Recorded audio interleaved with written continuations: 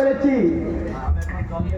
হায় রে পুরাদের বাণী, আয় আয়, আমি রাতে ভক্ষ করে গ্রহণ করবো।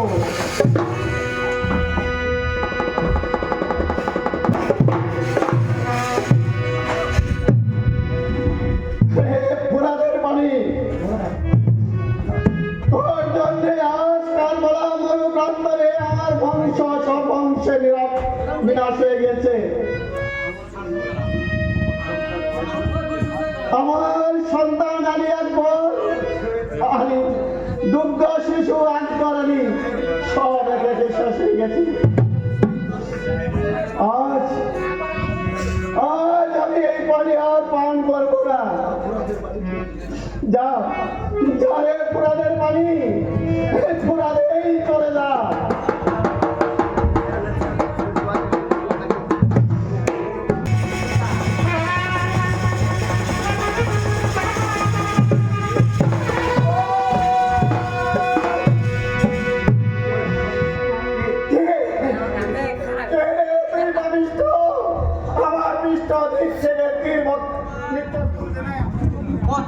হুসেন সাহেব মদিনা ছেড়ে কারবালায় উপস্থিত হয়েছে। আজ ধরাশায় কারবালায় পড়ে আছে। মস্তক ছেদন করে দামেস্কে পৌঁছে 1.5 লক্ষ টাকা পুরস্কার পেয়ে নাও। মন্ত্রীবর, হুসেন আমার বাড়ির বন্ধু, 5 বছরের একজন। তাই আমি যে বিশ্বাসঘাতকতা করেছি, সেই বিশ্বাসঘাতকতা পাতায় পাতায় লেখা থাকবে। এই আব্দুল্লাহ জিয়াদের বিশ্বাসঘাতকতা। মন্ত্রী মহাশয়, আমি শির কাটাতো দূরের কথা, আমি হুসেন সাহেবের নিকটেও যেতে পারবো না। আমি বিদায়।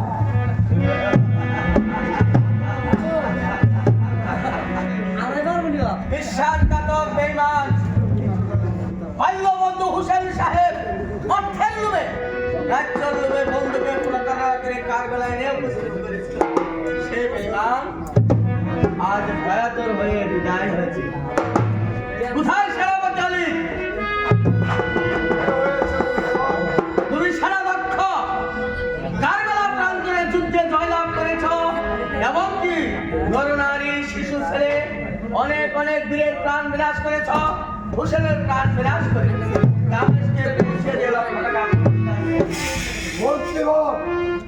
আপনার বুদ্ধি কৌশলে আমি যে অন্যায় অত্যাচার করেছি, এই দুনিয়া বিলীন হয়ে যাওয়ার পর্যন্ত বিচার সিদ্ধান্তের পাতায় পাতায় লেখা থাকবে সেনাপতি অলীদের বিশ্বাসঘাতকতা। আর আমি একটি কথা বলে মুক্তিবর, হুসেন সাহেবের শিক্ষাটা অত সহজ নয়। হুসেন সাহেবের শিক্ষা দিতে পারবে যার শরীরে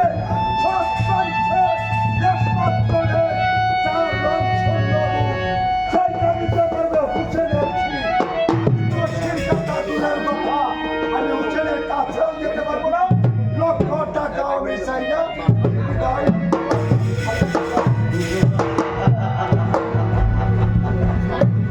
মহাবীর কোথায় সেবার বাহাদুর?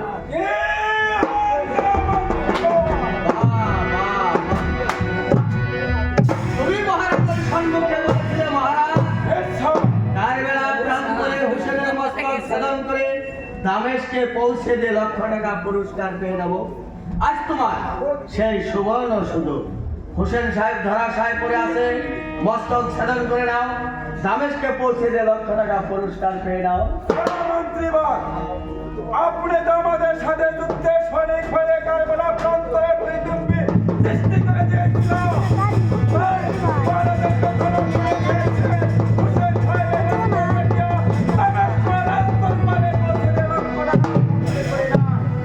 সাব্বাস সেবার বাহাদুর, আমি কারবালার যুদ্ধে এসেছি মহারাজের আদেশে। মহারাজ বলেছে সৈন্য অথবা বুদ্ধি কৌশল।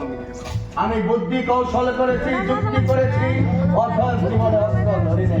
আমি ব্রহ্মবংশের কাউকে আমি প্রাণ বিনাশ করিনি। তুমি সৈন্যগণ সেনাপতি সকলের প্রাণ বিনাশ করেছ। ভাইগান, তোমাদের সঙ্গে আমি আছি, কিন্তু অস্ত্র চালাইতে জানি না, তাই আমি এই কাজ করিতে পারিব না। তুমি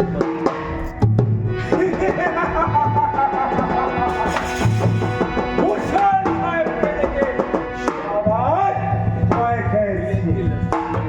না! যেমনি আমি দামেস্কের দরবারে মহারাজের সম্মুখে প্রতিজ্ঞা করেছি, যে পর্যন্ত মোহাম্মদ সাল্লাল্লাহু আলাইহি দ্বিতীয় পুত্র ইমাম হুসেনের মস্তক কাটিয়া দামেস্কের দরবারে না পৌঁছাতে পারবো, ততদিন পর্যন্ত শূন্যে শান্তি নেই আমার ইসলামের সামনে তিনি প্রতিজ্ঞা করে গেছি দামেস্কের রাজপথে। তাই আজ আমার সুবর্ণ সুবল সেই লক্ষ টাকা, সেই লক্ষ টাকা, লক্ষ টাকা হুসেনের শীর্ণ শির একবার, একবার,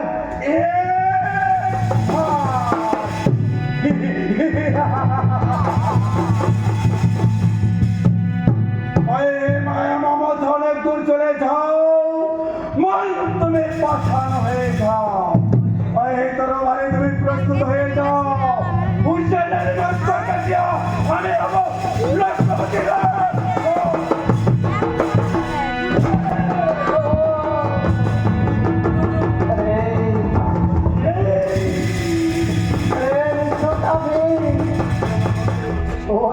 আমার বাক্যের উপর বসে এমনি ভাবে অস্ত্র চালাচ্ছিস, তোর কি মৃত্যুর ভয় নেই রে কাকে? তোর কি পরকালের ভয় নেই? আমি পরকালে চিনি না, আমি তোমার মস্তক না কাটিয়া আমি মুক্ত দেশ হয়ে দাঁড়াবো না।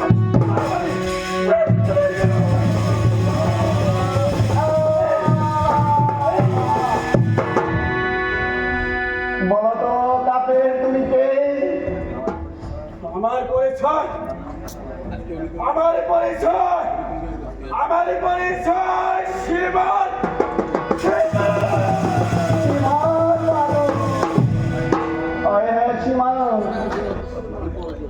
তোমাকে আমি একটি কথা বলি ভাই, তোমার বক্ষ তারা একটু খুলে দেখাও, তুমি আমার কাতেল কিনা? হুসেন সাহেব, আমার পক্ষ দেখালে আমার কি লাভ হবে? লাভ হবে ভাই, কি লাভ হবে বলো? তুমি আমার তোমার বক্ষ খুলে দেখাও। হুসেন সাহেব, আমি কাহাই করেছি তুমি প্রাণ বলেছে, দেখো এই আমার মুখ দেখে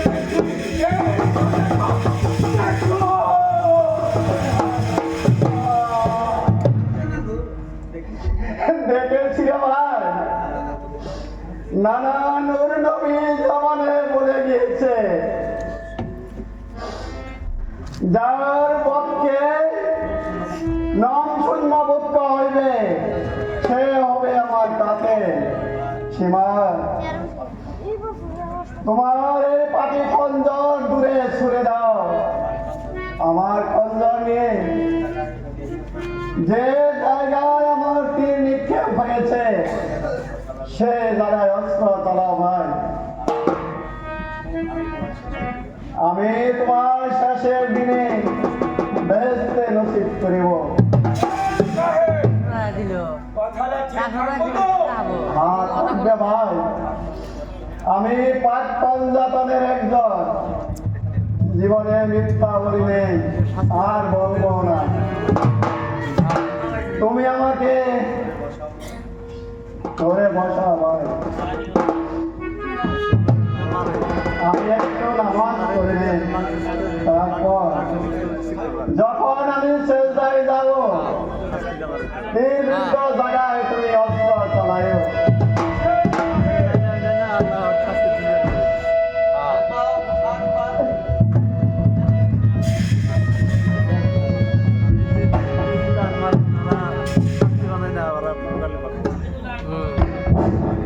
আল্লাহু আকবার, আল্লাহ।